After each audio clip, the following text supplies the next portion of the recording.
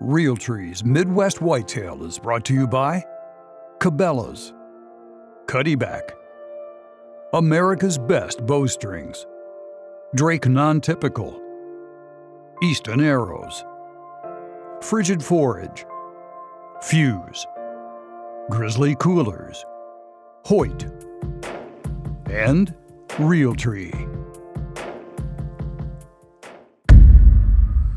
Day 1, October 4th. It's always good to get the season started off, and this is my first hunt of the 2018 season. It's a beautiful day. Couldn't really ask for a better day for this early in October. It's a low 60s, right around 60 to 63, somewhere in that range. About a 5 to 10 mile per hour wind out of the northeast. And for this evening's hunt, we're going to head down to a spot that I call the Tube. And I've run the trail camera down there for about a little over 2 weeks now. And I've gotten tons and tons of pictures of does. There's a bunch of does down there. I've got big and beastie food plots on either side of a little ditch crossing. And then there's a redneck blind that sits right on that crossing. And I'm sure that the deer are in there eating that big and beastie. But anyway, put it this way, if we don't shoot a doe or two tonight, I'll be really surprised. This is the south end of the range of the buck that I've got on the top of my list right now. And it's a deer that I call the Big 7. And he's an 8-pointer this year. He was a 7-pointer last year. He's a 5-year-old buck now, to the best of my ability to figure. Pretty cool looking deer, big bodied, not a huge rack, but nice and massive, a fun deer to hunt. He showed a lot of daylight activity about a week ago up closer to the house. And we're about a half a mile or more probably a little bit less than a half a mile from that area where I was getting a lot of daylight pictures of him. But this is the south end of what I believe to be his range. It's a good spot for a blind because once you get down into these valleys, the wind tends to swirl. But we get in that redneck blind and turn the ozonics on. And basically, we're not 100% bulletproof, but pretty close. As long as we don't have more than one window open, we can really make it work, even with a little bit of swirling wind. So that's where we're headed. Just anything to be outside now, anything to be, in the field, seeing deer with a bow in my hand. I'm excited to get going.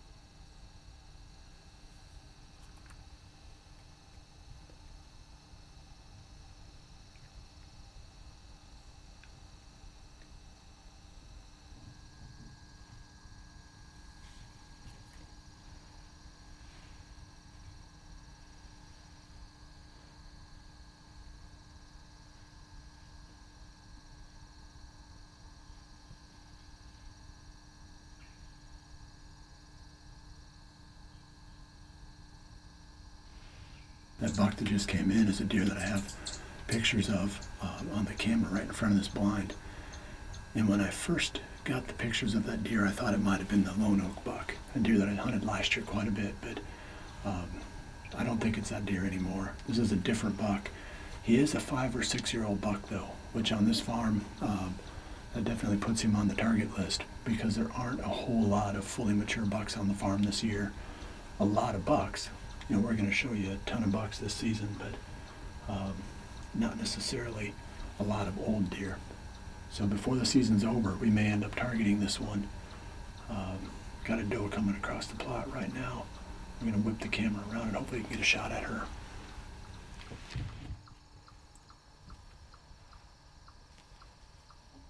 She's going back now. In the old days when I used to shoot a lot, she'd still be in range. She's only about 55.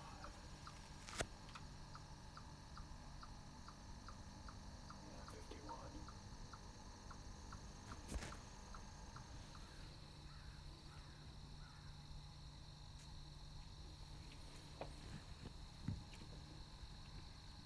Yeah.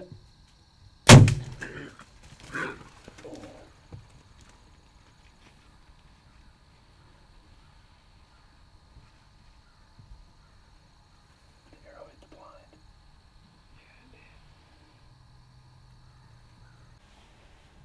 That's the first time I've ever hit the blind shooting at a deer out of one of these redneck blinds.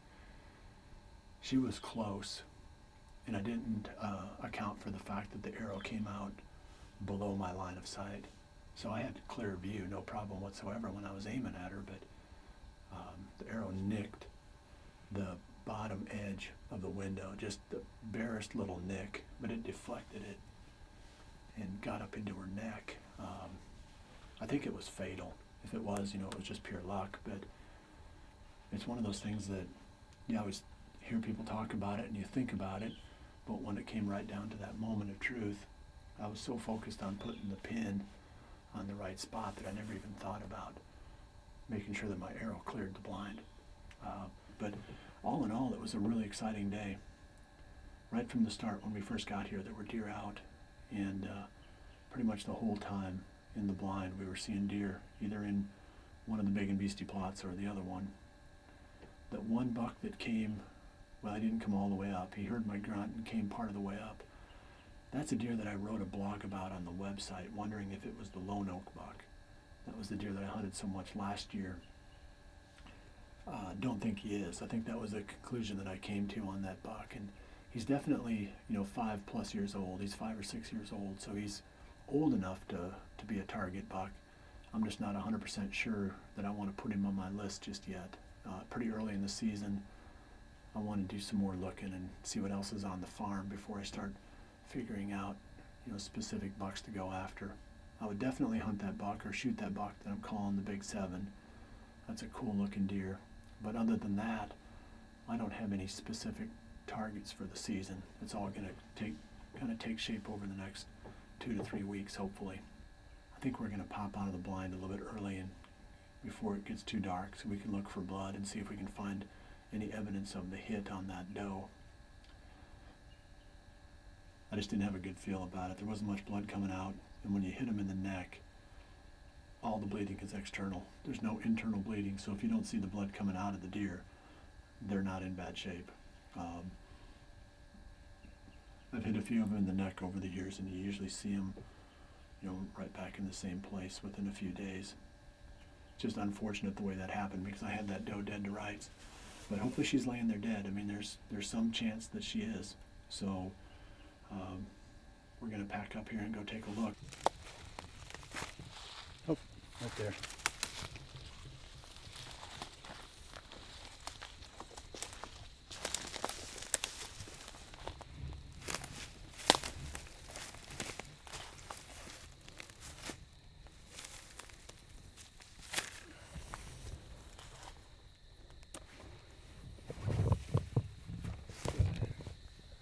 This wasn't the way that I'd planned on doing it, but it does show what a wicked job that wasp jackhammer did on this doe. It deflected, like I said in the blind, it deflected off the window, and rather than hitting in the vitals, it went up and hit her right on the point of the shoulder. And it must have caught the jugular. Did a lot of damage in there. I'm sure, yeah, there's a lot of a lot of damage done to the structure of that deer, but obviously, caught something with a lot of blood flow, because man, she bled out fast, tons of blood. Well, go ahead and get her tagged up and field dressed, and I got some work ahead of me to drag her through that ditch and get her back up to the field.